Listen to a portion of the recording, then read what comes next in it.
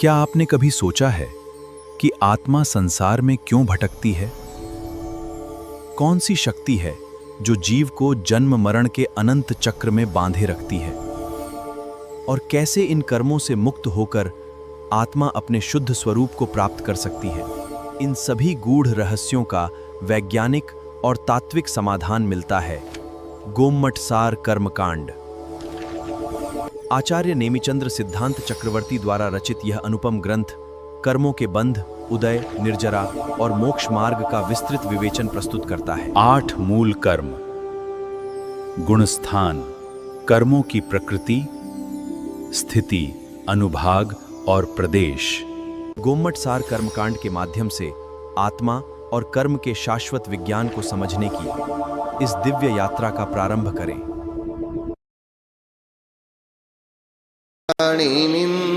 गुणरयण विभूषणं महावीरं रयण निलयं paddy समुकीर्तनं वोच्यं नमो अरिहन्ताणं नमो सिद्धाणं नमो आयरीयाणं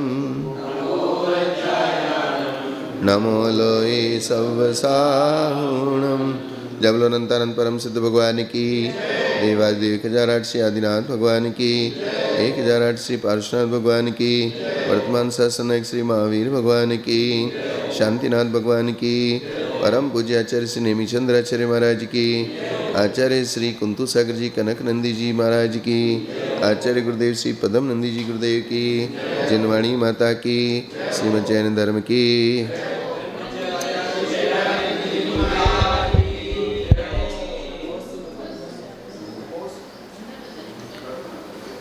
अब हमारी चर्चा चल रही थी 14 गुणस्थानों की बंद विच्छुद्धि। उसका यहाँ पे एक चार्ट बना दिया गया, किस गुणस्थान में कितनी बंद विच्छुद्धि और प्रकृति उनके सामने लिख दी गई।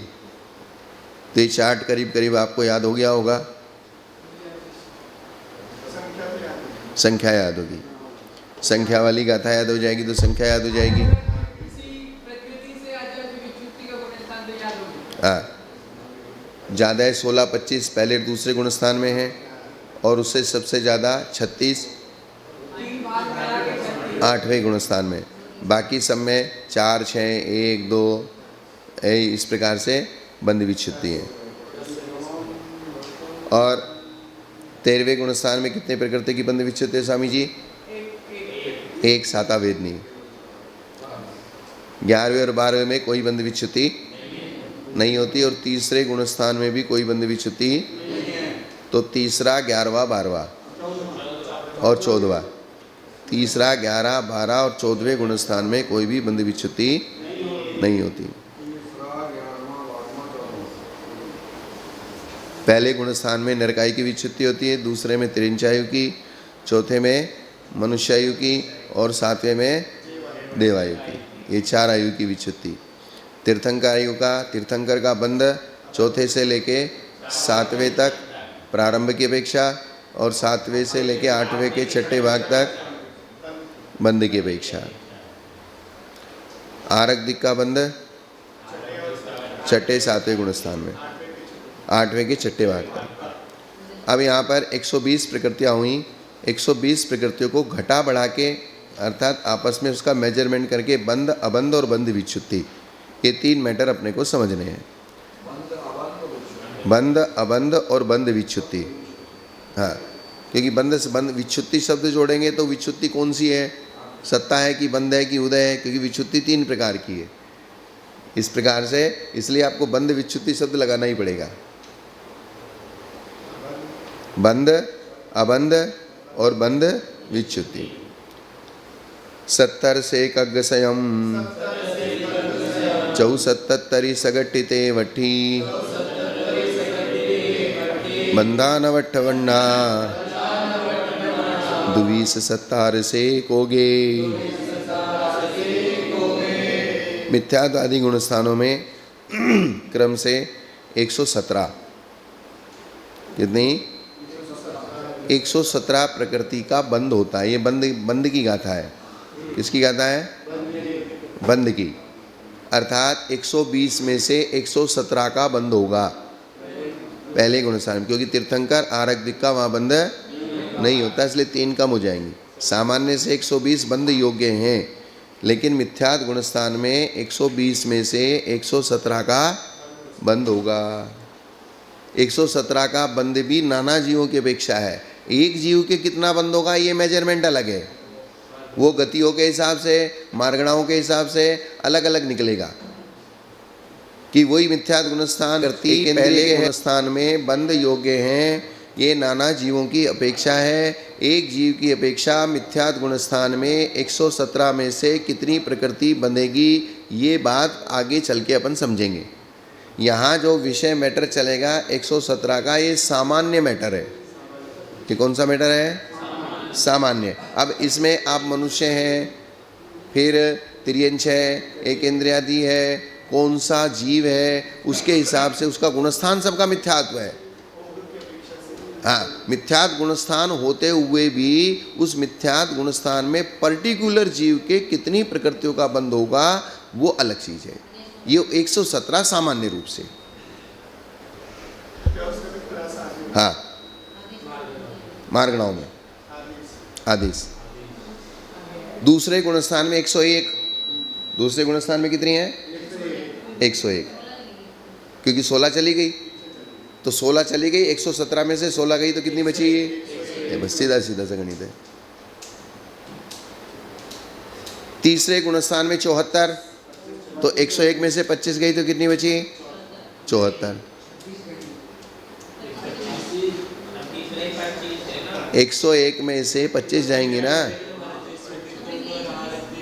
अभी कहाँ ऐड कर रहे हो?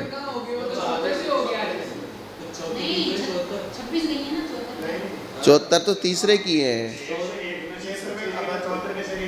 101 में से 25 जाके 25 गई। 25 माइनस तो तीसरे में करेंगे, अभी दूसरे के लास्ट में होगी ना। अभी ऐसा करो, इसको पहले ये खाली संख्या पढ़ लो, फिर इसको आगे पढ़ लेते हैं। 117, 101, 74, 77, 67, 63, 59, 58, 22, 17, 1, 1, 1। ये बंध का क्रम सहयोगी गुणस्थान पर्यंत है। हाँ, पहले गुणस्थान से लेके 13वें गुणस्थान तक इतनी प्रकृतियों का बंध होगा। अब यहाँ बता रहे हैं, हाँ, अभेद विवक्षा से 120 प्रकृतियां बंधी होके गई है। इसका विशेषार्थ में सब खुलासा है। उनमें से मिथ्यात गुणस्थान में 117 प्रकृति का बंध है, क्योंकि यहाँ तीर्थंकर आरक दिक 3 प्रकृतियों का बंध नहीं होता। अतः अब मिथ्यात गुणस्थान की लाइन में जो लिखेंगे 117 का बंध, 3 का अबंध और 16 की बंध विच्युति, ये पहली लाइन बनी। मिथ्यात गुणस्थान की बंध, अबंध और बंध विच्युति की क्या लाइन बनी? पहली लाइन में क्या हुआ? 117 का बंध, 3 अबंध और 16 की बंध विच्युति। वो बता दी ना स्वामी जी, इसलिए तो याद करने के लिए बोला। अभी कल ही तो बताई। हाँ, वही। हाँ, बस इसलिए ये 16 ये प्रकृतियां याद होना जरूरी है, नहीं तो आगे जो मैटर चलेगा वो आपको समझ में नहीं आएगा, क्योंकि इन्हीं का सारा मेजरमेंट आगे चलना है। इसलिए ये 13 गुणस्थान में जो बंध विच्युति प्रकृति है आपके अंदाजे में रहनी चाहिए। तो फिर आपको फिर अगर ये अभ्यास में नहीं होंगी तो फिर आगे का मैटर आपको भारी पड़ने लगेगा। नहीं, भारी पड़ने लगेगा वो फिर। हाँ, अतः 3 ये तो ये और मिथ्यात गुणस्थान में विच्छिन्न होने वाली 16। इस प्रकार 16 + 3 क्या? 16 की बंधी विच्युति हो गई और 3 अबंध में है, तो दूसरे गुणस्थान में 19 प्रकृति अबंध में चली गई। दूसरे गुणस्थान में कितनी प्रकृति चली गई? 19 प्रकृतियां। इसका चार्ट आप सामने रखोगे तो आपको अच्छा समझ में आएगा। हाँ, ये चार्ट अगर आप समझ लोगे तो आपका काम बन जाएगा। इस चार्ट में देखते जाओ, मैं लैंग्वेज पढ़ रहा हूँ, आप चार्ट में देखते जाओ, वहाँ उसका खुलासा लिखा है। तो सासाधन गुणस्थान में बंध योग्य कितनी हो गई? 101, 101 बंद योग के 19 अबंध में और 25 की बंध विच्युति हो गया। इस गुणस्थान में बंध से विच्छिन्न प्रकृतियां तथा देवायु मनुष्यायु का बंध मिश्र गुणस्थान में नहीं होता। क्या?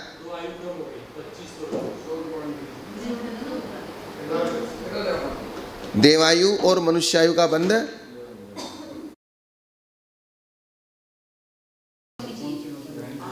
मतलब प्रत्येक गुणस्थान की लाइन, तीनों लाइन मिलके 120 होनी चाहिए।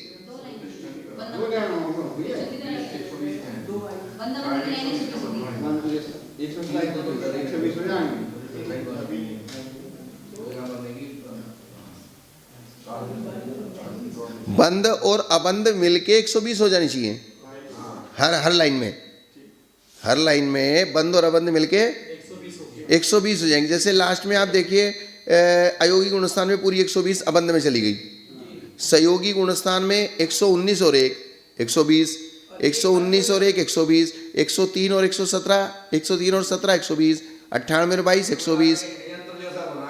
हाँ, मतलब 120 का ही मेजरमेंट है ना, बंद और अबंध दोनों मिला के। और विच्युति जो होगी बंद में से होगी। विच्युति किसमें से होगी? बंद में से विच्युति गिनी जाएगी। एक तरफ माइनस करना, एक तरफ प्लस। हाँ, तो जिधर माइनस करेंगे अगला प्लस कर देंगे, उधर से माइनस करेंगे तो इधर प्लस कर देंगे। तीनों में काम होना पूरा। हाँ, और विच्युति एक में एक लाइन में लिख दी 16 25 0 10 4 6 1 36 5 16 0 0 1 0। ये तो पहले ये पहले ही अपन ने गुणस्थान में पढ़ा दी। समझ में आई कि नहीं आई? तो ये चीज है।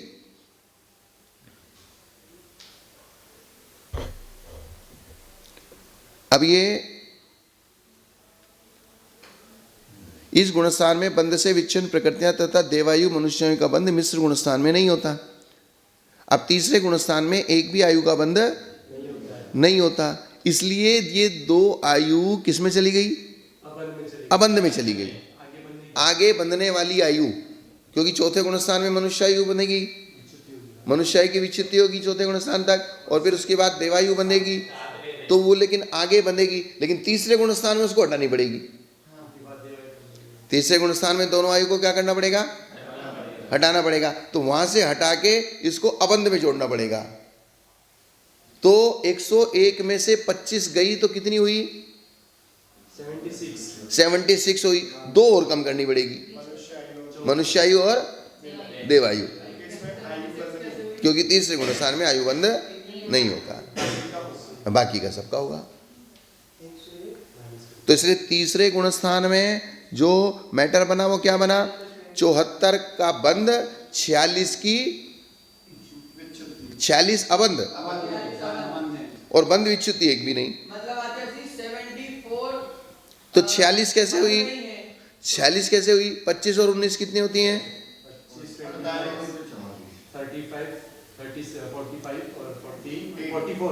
44 होती हैं।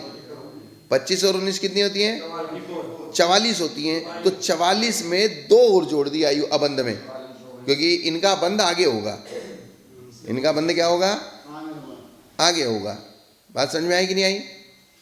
तो इसलिए 76 की जगह यहाँ 74 कर दी। अच्छा सी, ये अबंध जैसे जो है ना, जो अबंध निकालना है ना, तो बंध जितनी हुई ना उतनी 120 माइनस कर दो। हाँ, तो 46 आ जाएगी। 46 आ जाएगी, क्योंकि टोटल 120 है।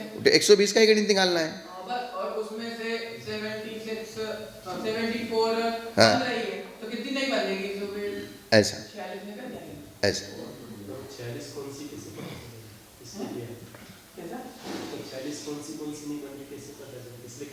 यहाँ पे तो महाराज अभी गिनती चल रही है। अभी गिनती समझो सिर्फ। पहले गिनती का मेजरमेंट कर लो, फिर उसके बाद अपन प्रकृतियां तो अपने याद है। प्रकृतियां जैसे 16 गई, 25 गई, 16 25 आपको याद है कि नहीं है? तो 16 25 कितनी हुई? 44 और दो आयु जोड़ दो तो हो गया। प्रकृतियां कौन सी है? जो अब नहीं बनेगा, कभी नहीं बनेगा। अब 16 25 की गाथाएं आपको याद करनी पड़ेगी।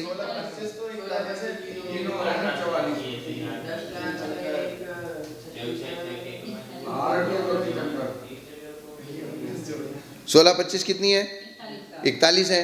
और 3 की कौन सी जोड़नी? 3 और 2 आई जोड़नी, तो 5 और जोड़नी 41 में, तो 46 हो गई। हाँ,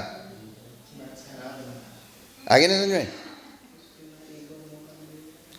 तो अब आगे गुणस्थान में चले अपन। तीसरा गुणस्थान हो गया पूरा।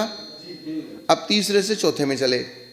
अब 74 में से विच्छुत्ति तो एक भी नहीं हुई, नहीं हुई, तो फिर विच्छुत्ति की तो कोई जुड़ेगी नहीं। फिर भी 74 की 77 हो गई। यहाँ 74 की कितनी हो गई? 77 बंद में हो गई, तो 3 बढ़ गई। तीर्थंकर आरक्तिक, ये दोनों आयु फिर से चालू हुई।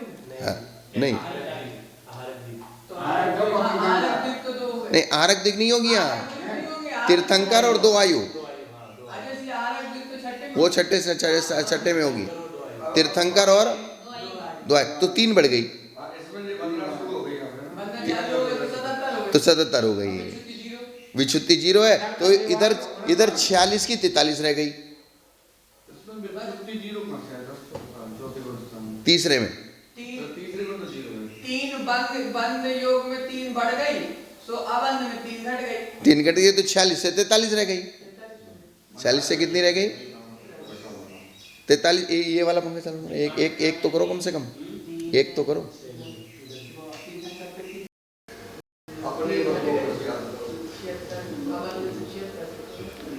आ गई ना समझ में?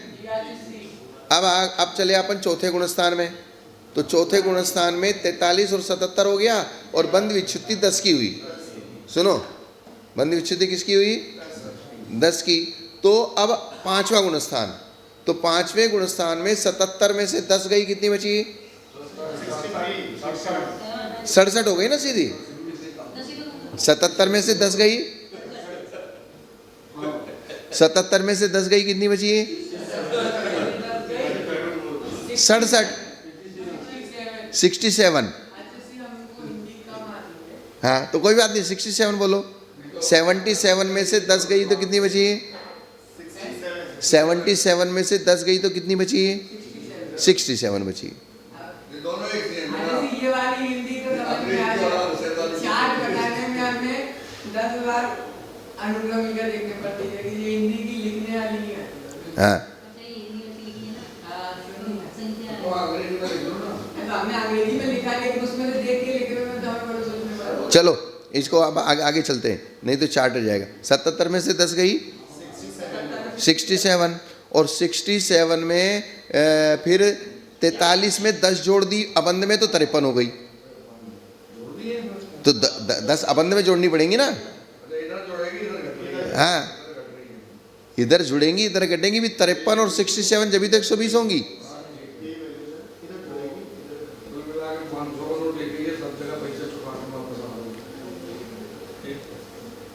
बात आ गई ना समझ में?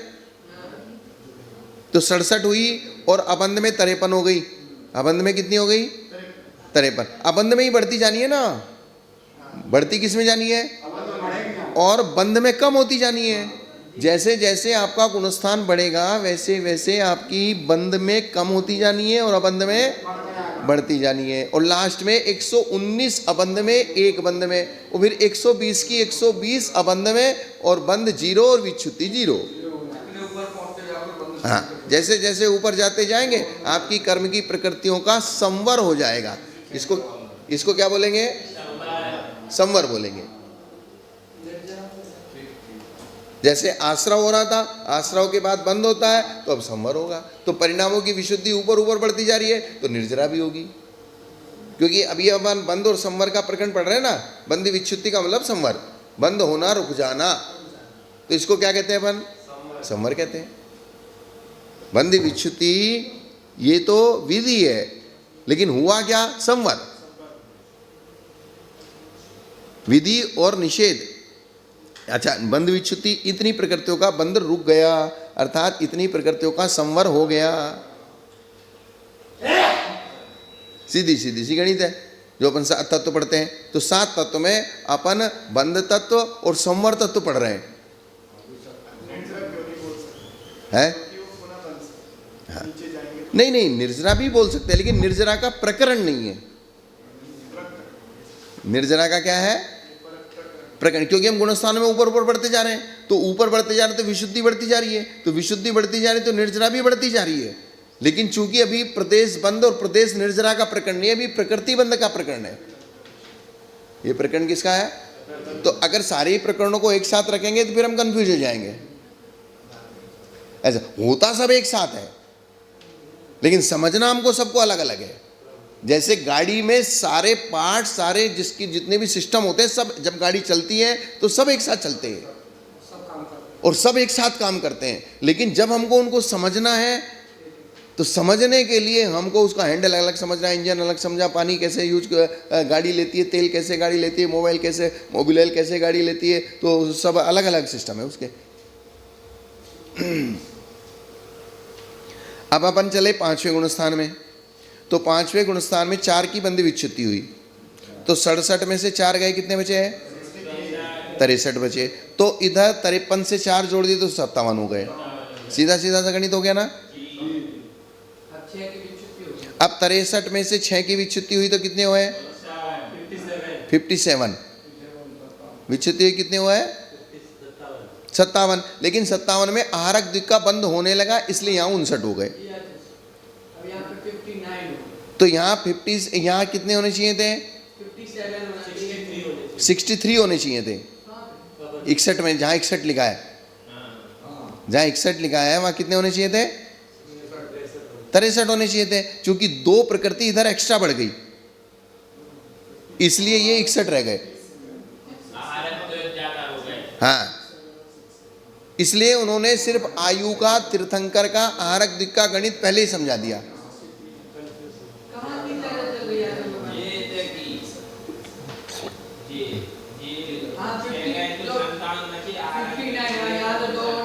तो 2 इधर बढ़ गई तो 2 इधर घटानी पड़ेगी ना।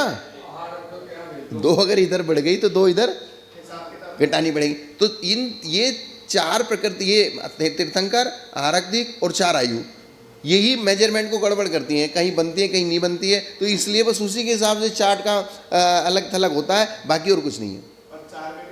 हाँ, तो हो गया। अब 7वें गुणस्थान में चले। 58 रह गई। 59 में से 1 प्रकृति की 58, और इधर 61 की 62 हो गई अबंध में। जब 1 की विच्छित्ति हो गई तो अबंध में 61 की जगह कितनी हो गई? 62 हो गई।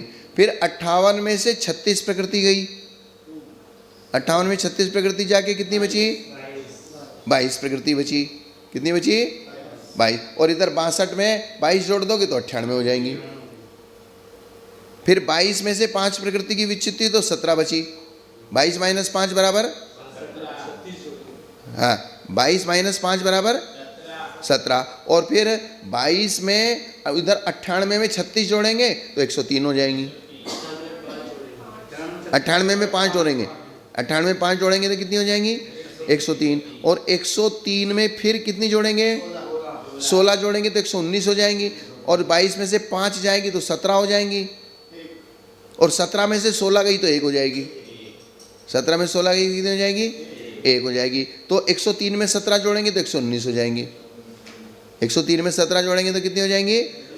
119। तो 119 1, 119 1, 119 1, और 13वें गुणस्थान में 1 की भी बंदी विच्छित्ति हो गई, तो सारी की सारी इधर आ गई 120। खेल पूरा हो गया। जो 120 प्रकृति बंद रही थी, तो 14वें गुणस्थान में 1 भी प्रकृति का बंध नहीं होगा। सबका संवर हो गया, संवर हो गया। लेकिन निर्जरा होना अभी भी बाकी है। सत्ता बाकी है और निर्जरा बाकी है। तो सत्ता तब तक रहेगी जब तक निर्जरा नहीं होगी। हाँ, 14वें गुणस्थान में 85 प्रकृति है ना सत्ता में। तो वो तो सेकंड लास्ट में 72 जाएंगी और लास्ट में 13 जाएंगी। 14वें गुणस्थान के सेकंड लास्ट समय में और लास्ट समय में 72 और 13, तो कितनी हो गई? 85। तो 63 पहले नाश हो गई। चौघाती क्या बोलते हो? कर्मन की 63। तो 85 और 63, 85 और 63 कितनी हुई? 148। 85 और 63 तो अर्यंत भगवान 63 प्रकृतियों का नाश करके बने, फिर बची 85। वो 85 प्रकृतियां सिर्फ लास्ट और सेकंड लास्ट समय 2 समय में ही नाश होंगी। है 14वें गुणस्थान का समय 5 लघु अक्षर के प्रोनाउंसिएशन जितना। वो तो बहुत पहले हो जाता है। अयोग केवली से बहुत पहले समोसरण का विच्छेद हो जाता है। आदिनाथ भगवान का 1 महीना पहले ही समोसरण का विच्छेद हो गया था। है चलो 14 दिन माना मान लो। किन्हीं का था 1 महीना पहले हो गया था, किसी का 1 महीना, किसी का 14 दिन, किसी का 15 दिन, किसी का महावीर भगवान का 3 दिन पहले हो गया था। ये तो भूल चूक लेनी देनी है, कायदे की बात है। एवरेज 1 महीना हुआ।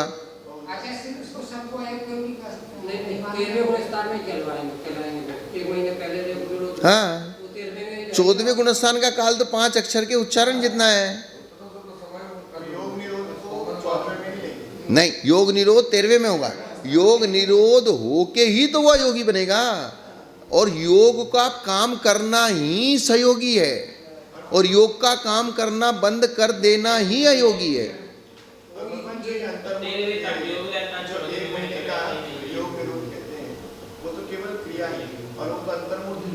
हाँ, योग निरोध की प्रक्रिया चालू करने के लिए उन्होंने समोसरण का विघटन हो गया।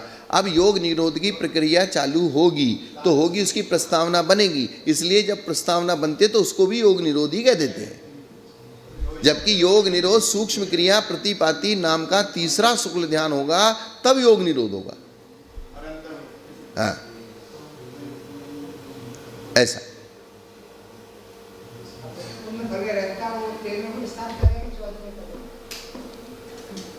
स्वामी तो फल गए ना, पुण्य तो फल गया, आर्यंत भगन बन गए, अब क्या काम रह गया? वो नहीं, पुण्य का फल अर्यंत पद मिल गया ना, समोसन रहे चाहे ना रहे, उससे क्या मतलब है? अर्यंत तो हो गए ना, अर्यंत बना थोड़ी खत्म हो गया। जो फल मिल गया वो फल खत्म नहीं हुआ है, समोसरण खत्म हुआ है। समोसरण से हमें क्या लेना देना है? वो तो बाह्य विभूति है। उस जीव को नहीं, वो उस जीव के गुणों में कोई वृद्धि हानि नहीं करता वो समोसरण, वो बाह्य विभूति है। आपके पास 50 भगत आते हैं, मेरे पास 2 आते हैं, इससे 28 मूल गुणों में क्या फर्क पड़ रहा है? नहीं, इससे 28 मूल गुणों में क्या फर्क है? कोई फर्क नहीं है। संयम में क्या फर्क है? 6ठे 7वें गुणस्थान में क्या फर्क है? अब एक तीर्थंकर बन के मोक्ष गए, एक सामान्य केवली बन के मोक्ष गए, लेकिन अनंत चतुष्टय में क्या फर्क है? हाँ तो पुण्य कम ज्यादा हो सकता है ना। ना ना ना ना, पाप क्यों देगा? मतलब पाप प्रकृति तो है ही नहीं वहां ना, ये भी नहीं कह सकते। तीर्थंकर प्रकृति का एक एक्स्ट्रा बेनिफिट मिला है। जैसे आपको कोई एक्स्ट्रा बेनिफिट मिल रहा है और मुझे नहीं मिल रहा है, तो इसका मतलब मेरा पुण्यहीन है, ऐसा नहीं कह सकते। अगर ऐसा मानेंगे तो फिर सिद्ध हो। और अगर ऐसा कहना भी है तो बाह्य सामग्री के निमित्त से ऐसा भी कह सकते हैं।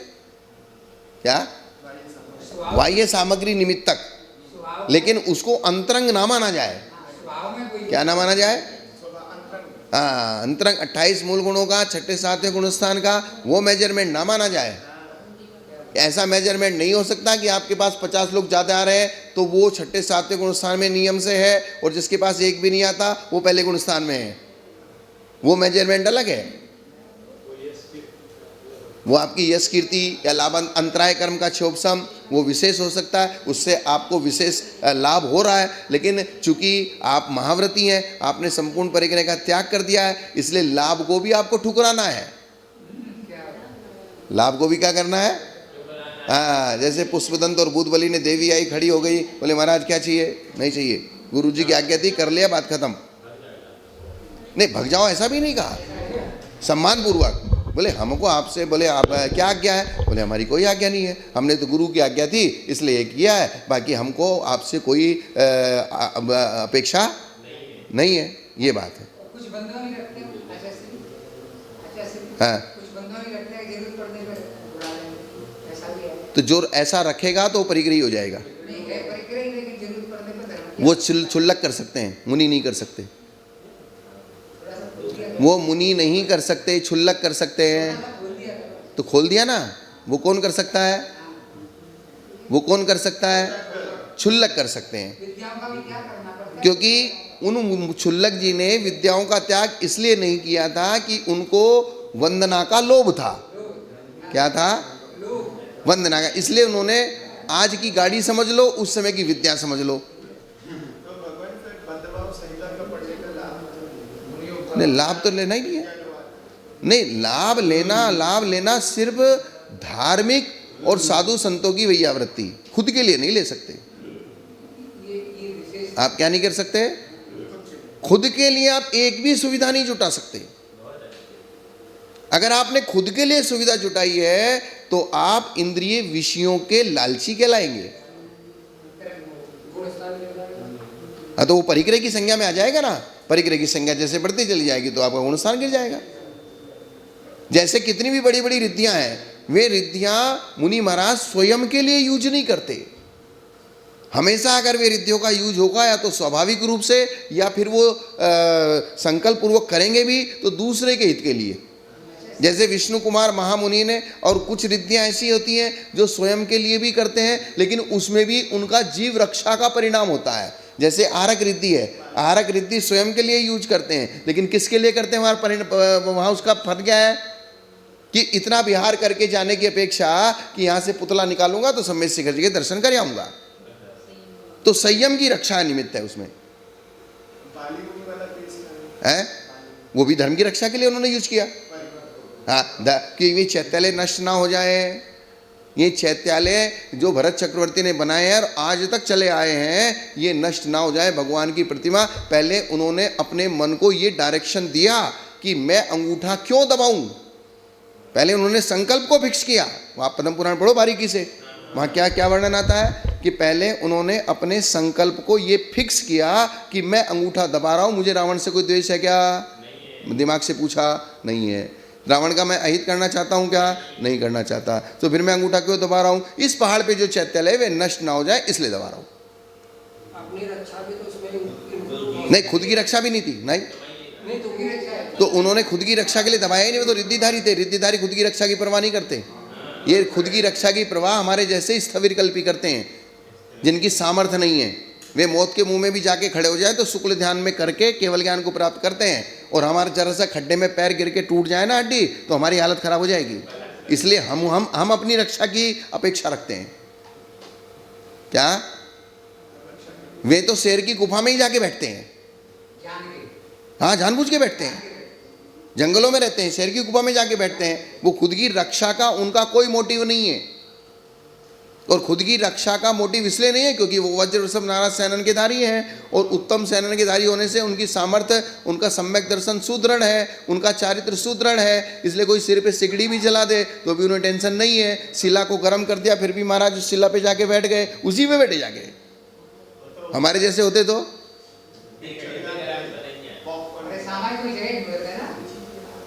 तो हमारे जैसे होते, हमारा नियम भी होता तो भी स्थविर कल्पी होने की वजह से हम उसको अवॉइड करते। इसलिए कहा है कि जो जिन कल्पी होते हैं शाम को जब विहार करते हैं, जहाँ सूर्यास्त हुआ वहीं खड़े हो जाते हैं। लेकिन जो स्थविर कल्पी होते हैं, जब तक उनको योग्य स्थान नहीं मिलता तो सांझ पड़ने के बाद भी विहार करके वहाँ तक पहुँचते हैं। क्या? तो आप इसलिए रास्ते में इज्जत नहीं करना कि मैं संध्या पढ़ के यहीं बैठूंगा।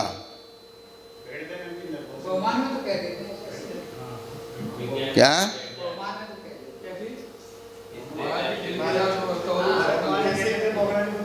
लेकिन अगर कुछ अनहोनी हो गई तो फिर आपका पूरा संयम जाएगा।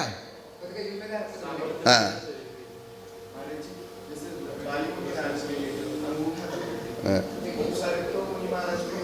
हाँ, नहीं, उपसर्ग निवारण की तो भावना ही नहीं थी उनकी। उपसर्ग उन पे किया था, लेकिन उन्होंने उपसर्ग निवारण के लिए पुरुषार्थ नहीं किया। वो भी जानते थे कि उपसर्ग मेरे ऊपर ही किया। उपसर्ग मेरे ऊपर किया है, वो जानते थे, लेकिन उन्होंने जो पुरुषार्थ किया, पुरुषार्थ किसके लिए किया? अपनी रक्षा के लिए पुरुषार्थ। अगर चैत्यालय का कोई विकल्प नहीं होता तो वे खड़े रहते, वे कुछ नहीं करते। वो भले वो उनको पूरे पहाड़ सहित उठा के वहां फेंक देता। ऐसे बहुत सारे मुनिराज हुए हैं जिनको उठा उठा के समुद्र में फेंक दिया गया है, लेकिन उन्होंने कुछ नहीं किया। तो इसी प्रकार से बाली मुनिराज मोक्षगामी जीव थे। अगर उनको भी वो उठा के पहाड़ से समुद्र में फेंक देता तो बाली मुनिराज कुछ नहीं करते। सिर्फ चैत्यालयों की विवक्षा से उन्होंने अंगूठा दबाया। मूल चैत्यालय और उसके अंतर्गत सब आ गए।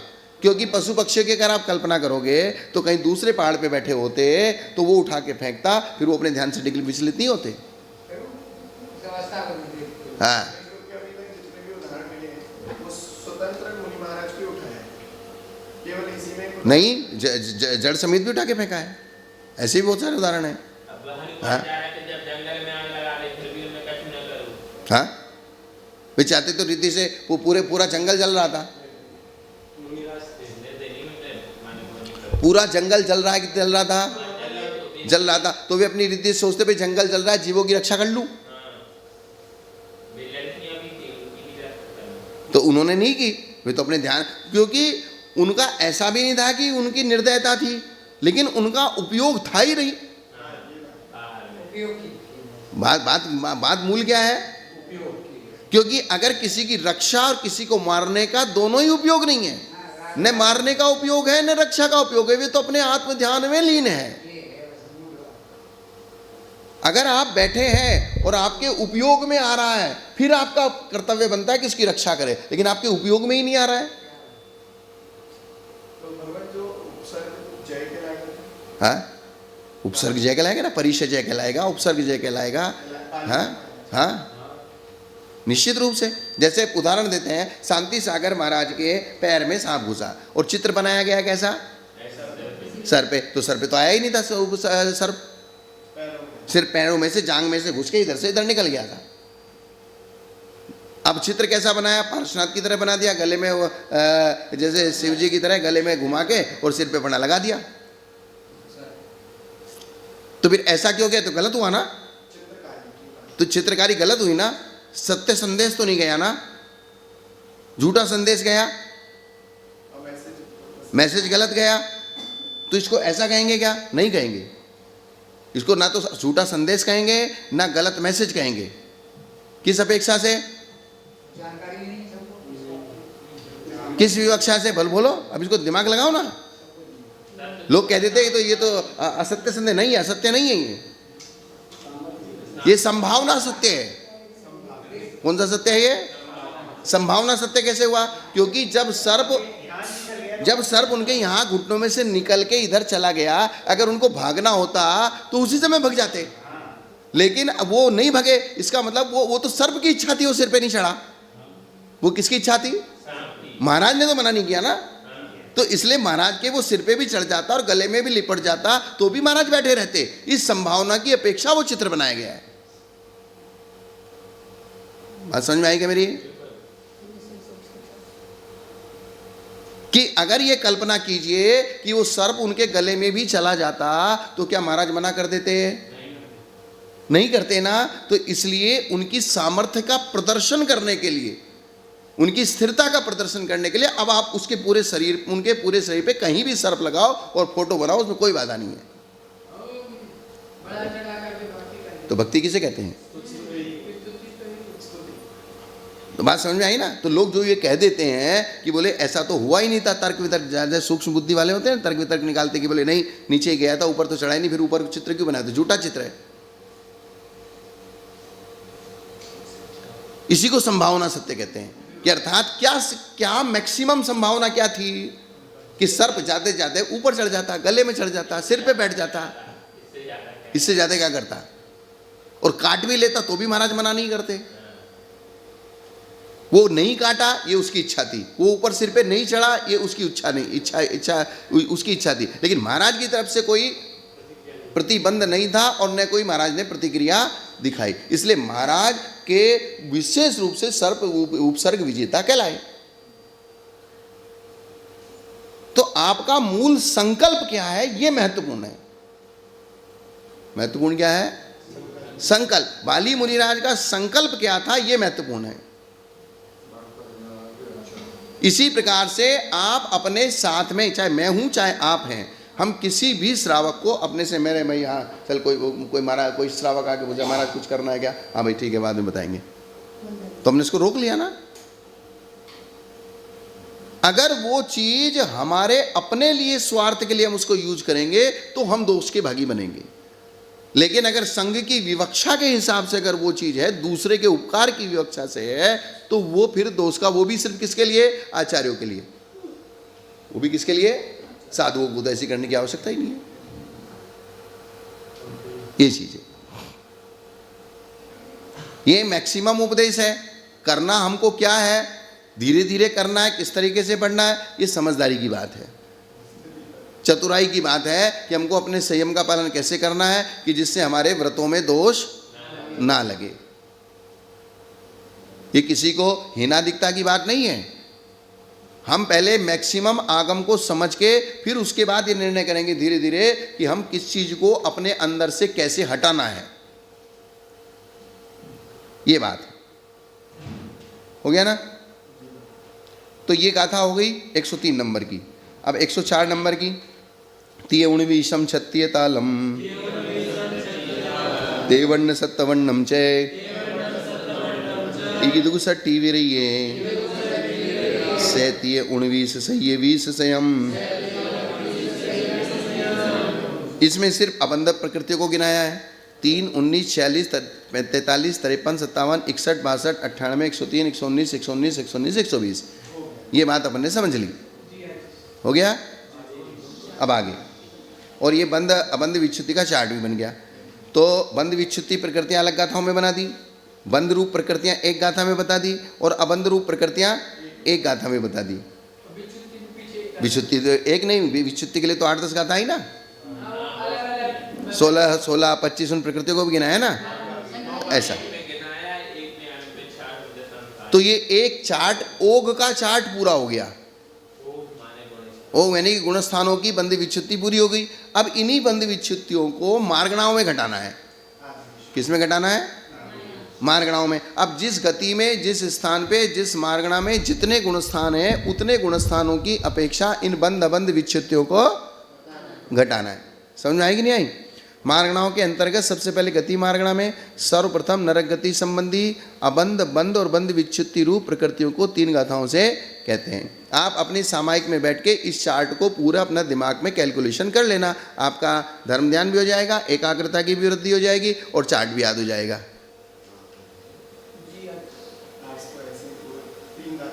हाँ, गाथा याद मत करो, मैटर याद कर लो। हमें नहीं पता, मैटर आपको अभ्यास में रहना चाहिए। ये भारत देश की सबसे बड़ी गलती है, जो हमारी मदर लैंग्वेज है, उस मदर लैंग्वेज को छोड़ के किसी लैंग्वेज में अगर पढ़ाया जा रहा है तो हम उस विषय को अच्छी तरह से कभी नहीं सीख सकते। हम जन्मजात तो हिंदी वाले हैं और इंग्लिश में हमको पढ़ाया जा रहा है, तो इंग्लिश में पढ़ने के लिए उस बच्चे को 4 गुना नहीं 10 गुना दिमाग लगाना पड़ेगा, तो क्या सीखेगा?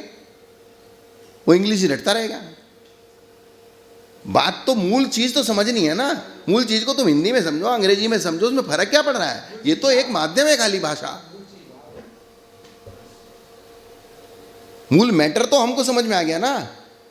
गणित का सूत्र हमको समझ में आ गया। वो जो हिंदी में आ गया, चाहे अंग्रेजी में आ गया, कन्नड़ में आ गया, तमिल में आ गया, उससे फर्क क्या पड़ना है?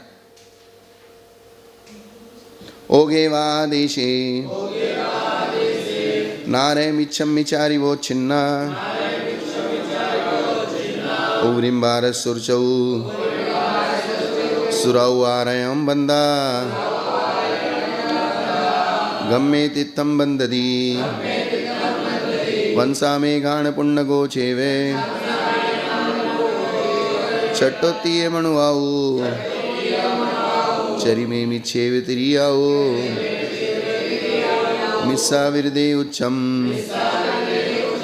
मणुदुगम सत्तमे हवे बंदो मिच्छा सासण सम्मा मनोदुगुच्चम च वदन्ति। अब मार्गणाओं में विच्छुत्ति आदि गुणस्थान के समान है, लेकिन विशेषता ये है, जो समानता है वो समानता वहां से ले लेने का, और जो असमानता है वो यहाँ बताया जा रहा है। तो इसलिए उस गुणस्थान को याद रखना आवश्यक है। तो गुणस्थान वाली व्यवस्था याद रहेगी तो हमको जो यहाँ विशेषता है वो बात समझ में आ जाएगी, क्योंकि जो विशेषता है उस गुणस्थान में जो बताया गया है उसमें से ही कुछ विशेषता है। हाँ, उसी में से कुछ घटाना बढ़ाना है। हाँ, क्या मार्गणाएं 20 हैं? मार्गणाएं कितनी हैं? 20 हैं। नहीं, मार्गणाएं भी 14 है ना। हाँ, 20 प्रूपणा है, मार्गणाएं 14 हैं, लेकिन अलग अलग मार्गणाओं में अलग अलग गुणस्थान है। गुणस्थान 14 ही हैं, और 14 मार्गणाओं में भी 14 ही गुणस्थान है। लेकिन जैसे नरक गति में 4 होते हैं, त्रियंज गति में 5 होते हैं, एक इंद्रिय के एक ही गुणस्थान होता है, मनुष्य गति में 14 होते हैं, देवों में 4 होते हैं, तो ऐसा घटाना पड़ेगा।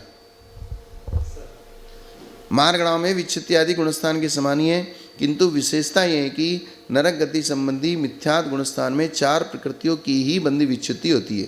कितनी प्रकृतियों की? 4 प्रकृतियों की ही बंधी विच्छित्ति होती है। शेष एक इंद्रियादि 12 सुर चतुष्क देवायु आरक शरीर आरक अंगोपांग, इन 19 प्रकृतियों का बंध ही नहीं होता, क्योंकि नारकी मर के एक इंद्रिय 2 इंद्रिय 3 इंद्रिय 4 इंद्रिय पंच और असंगी पंचेंद्रिय आदि पर्यायों में जाता ही नहीं है।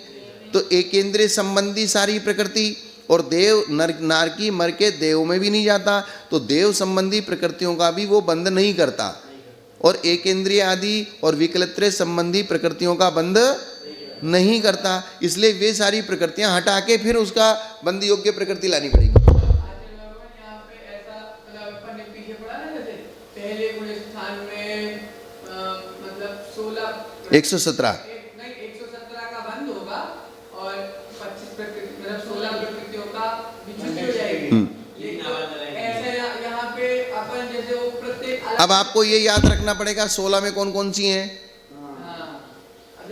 तब 16 में एक इंद्रिय विकलत्र भी है। 16 में क्या है? एक इंद्रिय विकलत्र की बंध विच्छुत्ति बताई गई है। तो यहां वे बंद होती ही नहीं है, तो बंध विच्छुत्ति का भी प्रश्न नहीं है। नरक में उनका बंध, तो बंध जिसका होगा उसकी बंध विच्छुत्ति होगी ना। जब बंध होगा ही नहीं तो बंध विच्छुत्ति में नहीं जाएंगी, वो सीधी अबंध में जाएंगी बिना बंध विच्छुत्ति हुए। बिना बंध विच्छुत्ति हुए सीधी किधर जाएंगी? अबंध में जाएंगी। जैसे हम मनुष्य हैं तो हम मिथ्या दृष्टि गुणस्थान वाले हैं, तो हमारे एक इंद्रिय का बंद होगा, 2 इंद्रिय का बंद होगा, 3 इंद्रिय 4 इंद्रिय संगी असंगी सब प्रकृतियों का बंद होगा। लेकिन नारकी जीव एक इंद्रिय विकलत्र में जाता है क्या? मर के नहीं जाता, तो उसके इन प्रकृतियों का बंध नहीं होगा। और देव एक इंद्रिय में जाता कि नहीं जाता? जाता है, तो उसके एक इंद्रिय संबंधी प्रकृतियों का बंध होगा। लेकिन विकलत्र का बंध नहीं होगा देवों के। देव किसका बंध नहीं होगा? क्योंकि विकलत्र में देव जाता नहीं है। हाँ, अग्नि का वायु का एक में नहीं जाता।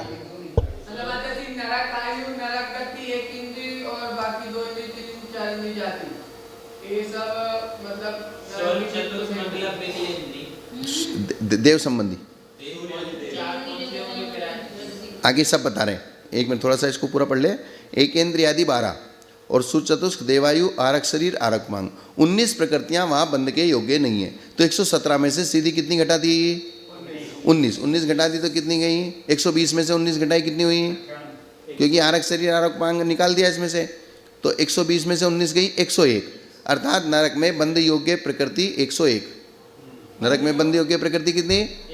जो सामान्य से 117 थी, तो वहां नरक में अब सामान्य से कितनी रह गई? 100 बनेगी। हाँ, 100 भी बन जाएगी वो अगले नरक में। टोटल तो 101 कहनी पड़ेगी ना, क्योंकि तीर्थंकर प्रकृति आगे बंध सकती है, चौथा गुणस्थान है ना, लेकिन कहनी तो 100 पड़ेंगे ना। नरक में बंद योग्य कितनी कहनी पड़ेंगे? 101। नरक में बंदियों की कितनी कहनी पड़ेंगी? 101। और मिथ्यात्व गुणस्थान में कितनी बनेगी?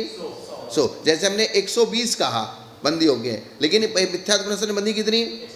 117। ऐसे नरक में बंदी हो गए कितनी? 101। तो लेकिन पहले गुणस्थान में कितनी? 100। ऐसे तो मतलब अगर तो नरक में बंद योग्य 120 में से 101 बची, और उसमें भी पहले गुणस्थान में तीर्थंकर प्रकृति अबंध में रहेगी। वो तीर्थंकर प्रकृति चौथे गुणस्थान में बंद योग्य होगी। वैसे तो आज जैसे 12 की विच्युति होगी। हाँ, देव विकलत्रय और नरक की ये हटा देंगे तो फिर आज जैसे 4 की विच्युति। ऐसे अब हम आगे चलते हैं, वो पूरा मैटर समझ में आ जाएगा। अभी ये पूरा मैटर चलेगा। घर्मा नामक पहली पृथ्वी में जीव पर्याप्त अपर्याप्त अवस्था में तीर्थंकर प्रकृति का बंध करता है। क्या करता है?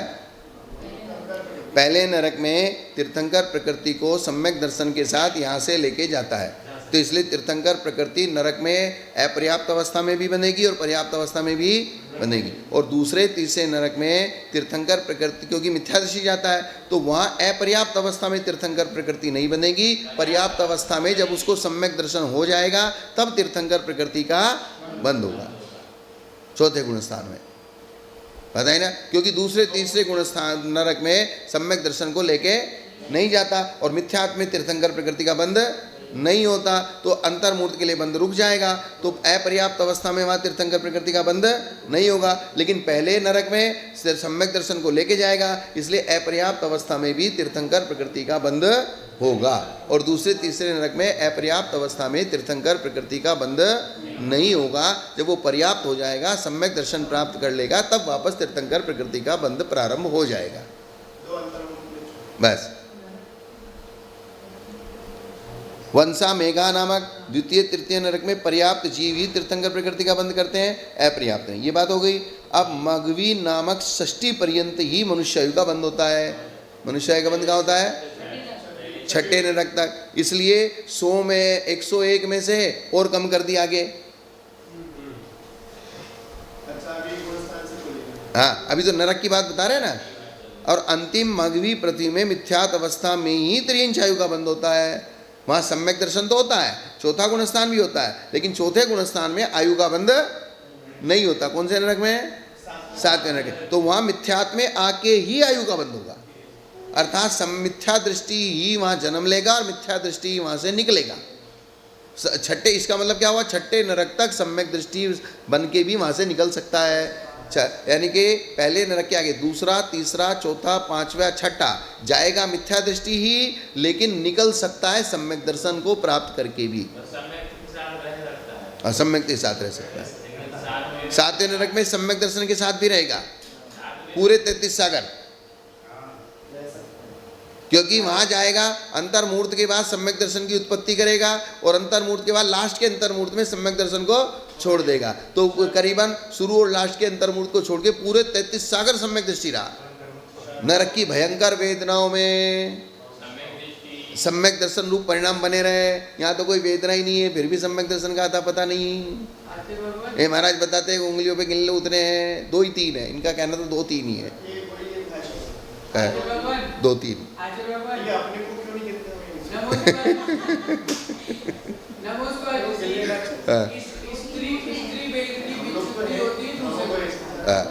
लेकिन नरक की अपेक्षा तो वहाँ सब वो होते हैं क्या?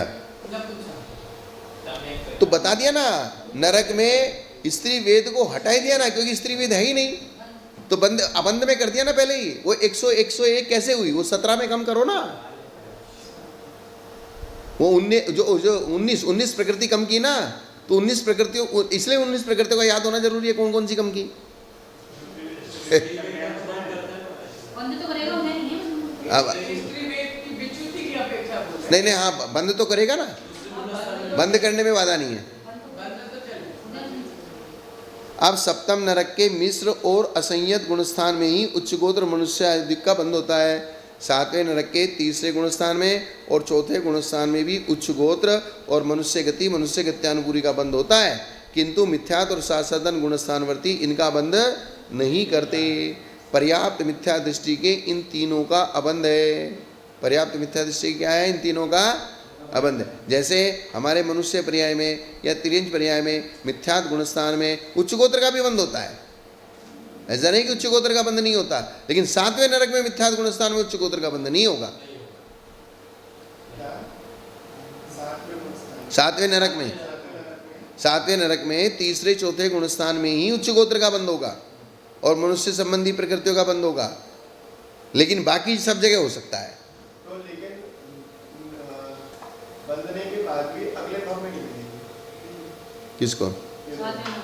क्योंकि 7वें नरक में तिर्यंच गति संबंधी प्रकृतियों का बंध होता है ना, पहले दूसरे में तिर्यंच गति संबंधी प्रकृतियों का बंध होगा तो तिर्यंच गति के साथ नीच गोत्र ही बनेगा। हाँ, जैसे बंद हो गया, जैसे माना कि तीसरे या चौथे गुणस्थान में उसको उच्च गोत्र का बंद हो गया और मनुष्य द्विक का बंद हो गया, लेकिन वहां से अगले भाव में नहीं मिलता है, सत्ता में। हाँ, सत्ता पड़े रहेगा।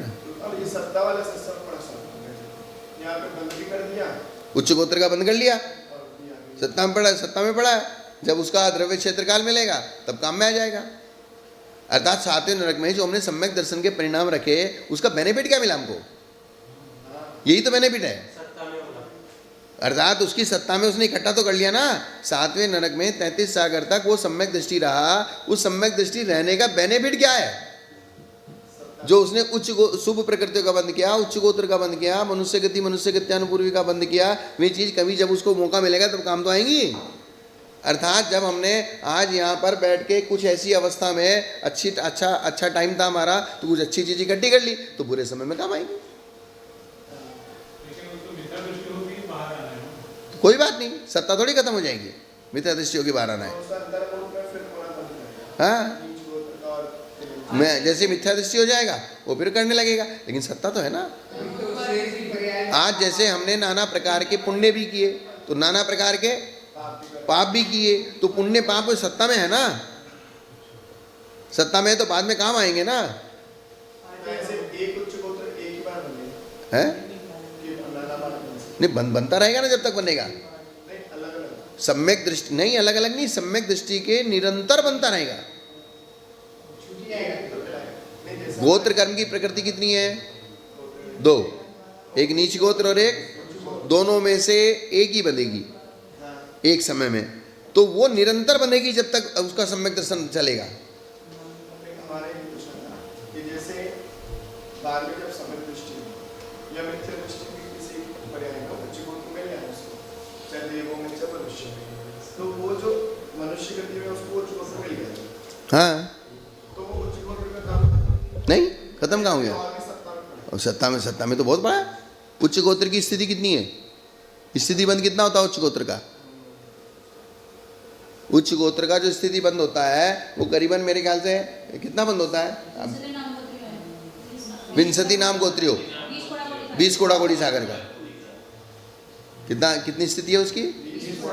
सागर तक काम करेगा, एक बार का बंधा हुआ। हाँ। वो प्रकृति बंद हुआ है, प्रकृति में स्थिति भी तो है ना, और स्थिति में अनुभाग भी है, उसकी ताकत भी है अलग अलग। जैसे मनुष्य आयु तो उसको मिली 100 वर्ष की और 20 कोड़ा कोड़ी सागर का उच्च गोत्र। हाँ, तो वो टूट के नहीं तो 100 वर्ष यहाँ काम आ गया, फिर देव में चला गया, वहाँ काम आएगा। नहीं तो वहाँ बीच में तिरंज बन गया, तिरंज बन गया। अगर तिरंजों में उसने ये व्रत धारण कर लिए, फिर उच्च गोत्र की उदीरना चालू हो जाएगी। बीच में तो वो हो गया ना। और अगर वो नरक आदि में चले गया तो नीच गोत्र उदय में आएगा, उच्च गोत्र पड़ा रहेगा। और अगर वो एकेंद्रियों में चला गया तो उच्च गोत्र की उद्वेलना हो जाएगी, वो पड़ा बेकार हो जाएगा। बहुत लंबे समय तक अगर वो पड़ा रहा, एक इंद्रिय आदि में चला गया, तो उच्च गोत्र का वेस्टेज हो जाएगा, उद्वेलना हो जाएगी। उच्च गोत्र की क्या हो जाएगी? उद्वेलना। जैसे चोटी बांधी थी वैसे की वैसे खोल दी, फिर वो काम में नहीं आएगा।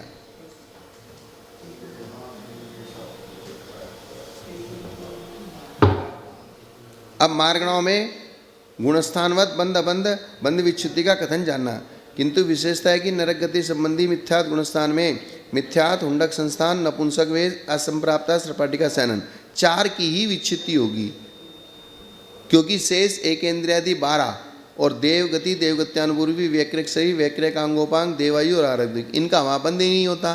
तो 16 में से कितनी विच्छित्ति नरक में पहले गुणस्थान में? 4 की विच्छित्ति हुई। आगे ना गणित समझ में? क्योंकि 16 में से जो बाकी 12 थी वे वहाँ बंधती ही नहीं है। तो एक इंद्रियादि संबंधी कोई प्रकृति वहाँ बंदी नहीं है। तो एक इंद्रिय वाली देखो 16 में कितनी है? हाँ,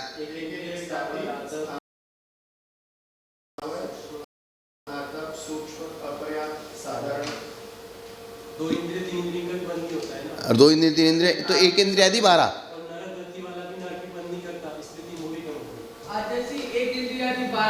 एक इंद्रियादि 12 का मतलब सिर्फ एक इंद्रिय वाली 12 नहीं, उस गुणस्थान में जिस क्रम से जहां से एक इंद्रिय शुरू हुई वहां से लगा के 12 आदि, वहां से लगा के 12। तो वो एक इंद्रिय से लेके बाकी सारी प्रकृति गिन लो।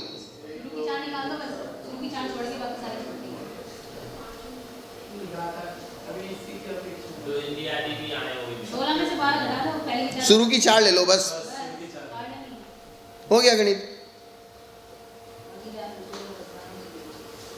और फिर देवगति देवगत्यानुपूर्वी व्यक्रक सही व्यक्रकांगोपांग देवायु और आरब्धिक है। अब इसका चार्ट देखो आप सीधा, क्या आप चार्ट देखिए, ये पहले दूसरे, पहला दूसरा तीसरे नरक का, पहला नरक दूसरा नरक और तीसरा नरक का सामान्य पर्याप्त अवस्था में, किस अवस्था में? पर्याप्त अवस्था में। तो बंद योग्य प्रकृति 101, गुणस्थान 4, तो मिथ्यात में 100 का बंद, 1 का बंद और 4 की विच्छित्ति हो गया। तो 1 अबंध कौन सी? तीर्थंकर। 4 की विच्छित्ति कौन सी? मिथ्यात, उंडक संस्थान, नपुंसक वेद और सपाटिका सैनन। समझ में आ गई? हो गया ना? अब आगे दूसरा गुणस्थान, दूसरे गुणस्थान में पहले गुणस्थान विच्छित्ति कितनी हुई? 4 की। तो अबंध में कितनी हो गई? 4 और 1 5 हो गया। और इधर 100 में से कितनी रह गई? 96। कितनी रह गई?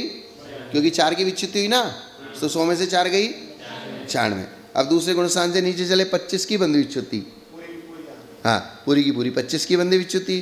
तो 25 और 5 कितने होते हैं? 30। तो लेकिन एक प्रकृति कौन सी बढ़ा दी? मनुष्य आयु, क्योंकि मनुष्य आयु आगे जाके बंद होगी, तीसरे में आयु बंद होता नहीं है। जैसे वहाँ मैटर लगाया था ना, ऐसा। हाँ, क्योंकि मनुष्य आयु का बंद वहाँ चौथे गुणस्थान में होगा। है लिया ना तिरंज आयु को, कहाँ मना किया? 25 में लिया ना।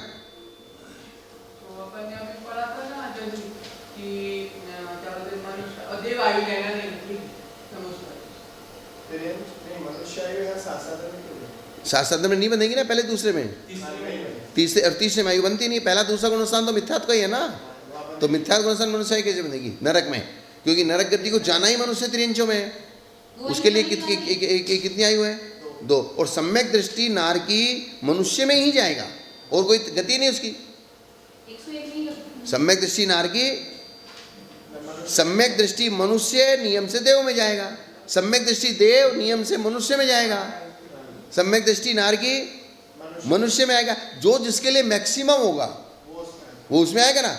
अब मनुष्य के लिए मैक्सिमम क्या है? देव है। और देव के लिए मैक्सिमम क्या है? मनुष्य। मनुष्य के लिए मैक्सिमम क्या है? देव है। और नारक के लिए मैक्सिमम क्या है? मनुष्य। त्रियंश के लिए मैक्सिमम क्या है? देव। त्रियंश तो देव में भी जाता है ना, तो इसलिए त्रियंश के लिए मैक्सिमम देव है। तो सम्यक दृष्टि त्रियंश कहाँ जाएगा? देव में जाएगा।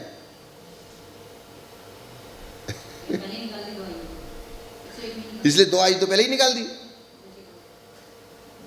नरक आयु और मनुष्य आयु। नहीं, नरक आयु देवायु, देवायु ऐसा है।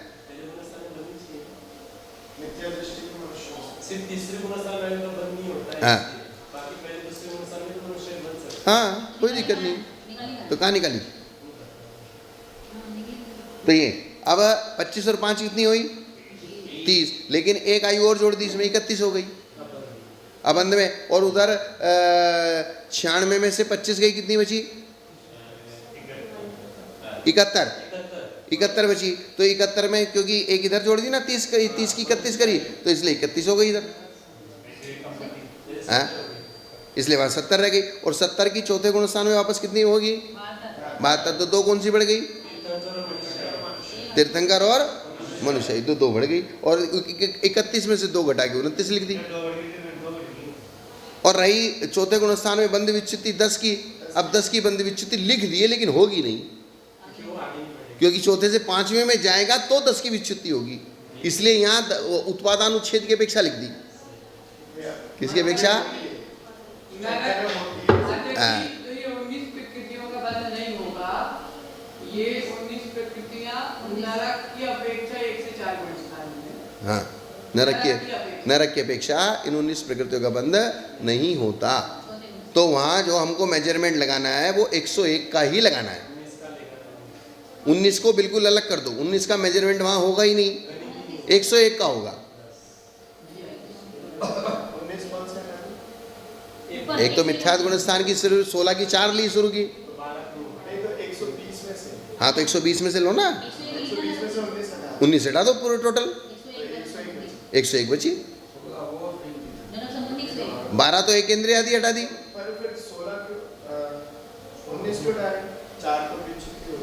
कौन सी? तो 4 विच्युति हो रही है, तो मिथ्यात गुणस्थान की 16 में से 4 ले ली ना, और 12 हटा दी। हाँ, 120 में से 12 हटाएंगे, और फिर वो देव संबंधी का बंद होता ही नहीं वहाँ, तो उनको भी हटाना ही पड़ेगा ना, उसको भी हटाना ही पड़ेगा ना। और आरक दिक का बंद नहीं होता, भले ही वो बंद 6ठे 7ठे हो, लेकिन यहाँ तो बंद होता ही नहीं है, तो उसको हटाना तो पड़ेगा। मेजरमेंट कैसे होगा? देव संबंधी जो भी देव संबंधी, सूर्य चतुष, देवगति, देवगत्यानुपूर्वी, देवायु, वैक्रिक शरीर और वैक्रिकांगोपांग है।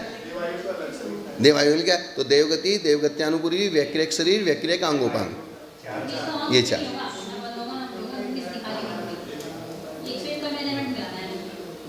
देवगति, देवगत्यानुपूर्वी, वैक्रिक शरीर, वैक्रिकांगोपांग और देवायु। हाँ, 12 और 5 17 और 2 आरक दिक, तो 19 हो गई। तो आपका आसान क्या है, वो 19 प्रकृतियों को आप इसकी संदृष्टि के ऊपर लिख दो, तो आपको बार बार याद रहेंगी नोट्स में।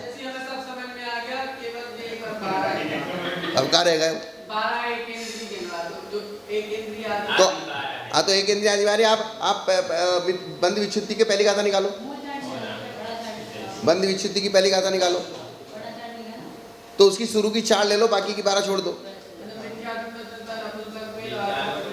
बस ये 4 लेनी है, बाकी 12 छोड़ दो।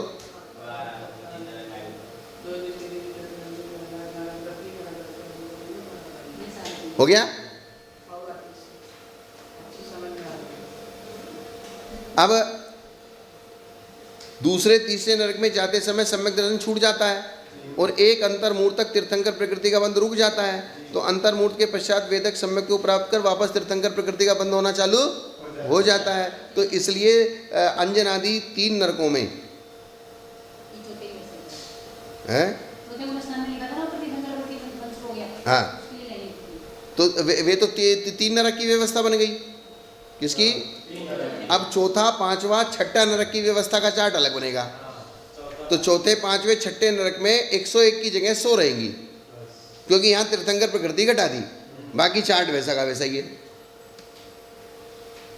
अब आप देख ली 100, अब अंत में 1 भी नहीं है, बंद विच्युति 4 की हुई, फिर अगले में 100 में से 4 गई 96, 100 में से 4 गई, कितनी बची? 96। तो 96 में से 25 गई 71। तो 71 में एक इधर हम अपने आयु कर दी सेट, मनुष्य आयु कम कर दी, तो इधर 29 बचती। 25 और 4 कितनी होती? 29। 29 में 30 हो गई, मनुष्य आयु बढ़ा दी। और 70 की 71 कर दी, क्योंकि यहाँ पे मनुष्य आयु का बंद होने लगा, क्योंकि 6ठे नरक तक मनुष्य आयु का बंद होता है। और 29 में से 30 रहे, और 30 में से 29 रह गई, इधर बंद होता है। ऑप्शनल है, और 10 प्रकृति की बंध विच्युति। तो ये जो 10 प्रकृति की बंध विच्युति लिखी है, ये उत्पादानुच्छेद की अपेक्षा लिखी है। किसकी अपेक्षा? अगर अनुत्पादानुच्छेद होता तो फिर यहाँ बंध विच्युति नहीं लिखते, वो डैश हो जाता। क्योंकि पहले बता दिया हाँ, उत्पादानुच्छेद और अनुत्पादानुच्छेद ये हो गया। अब 7वें नरक का जो चार्ट है, किसका? पर्याप्त अवस्था का। ये पर्याप्त अवस्था का 7वें नरक का चार्ट यहाँ रह गई 99। 100 में से कितनी रह गई? एक मनुष्य आयु चली गई। तब आप उनमें 19 में जोड़ते जाओ। मनुष्य में आपको 19 में वहाँ पर तीर्थंकर घटा दी, अब यहाँ पर बढ़ गई, हाँ 19 में तीर्थंकर बढ़ गई, मनुष्य बढ़ा, तो 21 हो गई टोटल। तो नरक का मेजरमेंट क्या हुआ? 101, 100 और 99 पर्याप्त अवस्था में। अपर्याप्त अवस्था में और कम हो जाएंगी। 7वें नरक में 99, तो पहले गुणस्थान में 3 ही रह गई बंध, और बंध विच्युति 5 की रह गई। ये 3 आ गई। अच्छा वो 2 का अब यहाँ बंध विच्युति 5 की क्यों हुई? पहले तो 4 की हो रही थी, 5 की कर दी। क्या? उच्च गोत्र और मनुष्य दुख। आज जैसे आप कल पढ़ा दी और कंफ्यूज हो जाएगा। अच्छा कंफ्यूज होने बढ़ रहा जो है। हो जाए फिर आते नहीं उसी का तो नहीं, सिर्फ 7वें नरक का तक हो गया पूरा। पहले पढ़ाओ तो साथ में रखो अपना चार्ट। 7वें नरक का तो सिर्फ चार्ट ही समझना है गाथा पढ़ा दी। ना, गाता वाता कछु नहीं पढ़ने। हिंदी में पढ़ाई थी 3-4 वही तो आज हाँ। अब यहाँ 7वें नरक में पहले गुणस्थान में जो 4 प्रकृतियों की बंध विच्युति होती थी, 4 की अपेक्षा 1 तिर्यंचायु की ओर हो गई, तो 5 की बंध विच्युति होगी पहले नरक में, मिथ्यात्व गुणस्थान में, 7वें नरक में। क्योंकि बाकी नरकों में पहले गुणस्थान में तिर्यंचायु भी बनती थी और मनुष्य भी बनती थी। अब 7वें नरक में पहले गुणस्थान में सिर्फ और सिर्फ तिर्यंचायु ही बनेगी, और मनुष्य तो बनती नहीं है। वो तो चौथे गुणस्थान में भी नहीं बनती, आयु नहीं बनेगी, क्योंकि 4वें नरक में मनुष्य बंदी योग्य ही नहीं है। हाँ, पहले में हो गई। तो पहले में विच्युति होगी तो दूसरे गुणस्थान में 25 की जगह 24 रह गई। 25 जगह क्या रह गई? 24 रह गई। तिर्यंचायु ऊपर चली गई। कल पढ़ के आएंगे फिर आप एक बार और बता दें। क्योंकि वहां एक ही ऑप्शन है, मनुष्यायु तिर्यंचायु 2 ऑप्शन नहीं है, सिर्फ मनुष्यायु का तिर्यंचायु का ही ऑप्शन है। और तिर्यंचायु भी इन्होंने नियम बता दिया कि मिथ्यात्व गुणस्थान में ही बनेगी, तो मिथ्यात्व गुणस्थान में ही बनेगी, तो उसकी विच्युति भी मिथ्यात्व गुणस्थान में ही होगी, जबकि तिर्यंचायु की विच्युति दूसरे में होती है, साधन में होती है। लेकिन यहाँ बंधती ही तिर्यंचायु है, तो इसलिए वो विच्युति पहले ही गुणस्थान में हो जाएगी, और आगे के किसी भी गुणस्थान में आयु का बंध नहीं होगा। क्योंकि 7वें नरक का नारकी जब भी आयु का बंध करेगा वो मिथ्यात्व में ही करेगा और तिर्यंचायु का ही करेगा, इसलिए ये गणित है। हाँ, और नीचे 25 की जगह 24 रह गई। 25 की जगह 24 रह गई ना बंध विच्युति में। हाँ, आगे बनेगी ना 3, उस उच्च गोत्र और मनुष्य दिख, ये चौथे में बनेगी। ये इसीलिए अवन है बाद में कल पढ़ के आएंगे फिर हाँ। आप एक बार आप फिर से बता देना। ठीक है। स्वाध्याय निष्ठा पर बाबू जाम श्री श्रुत भक्ति गाय सरगम करोम्यम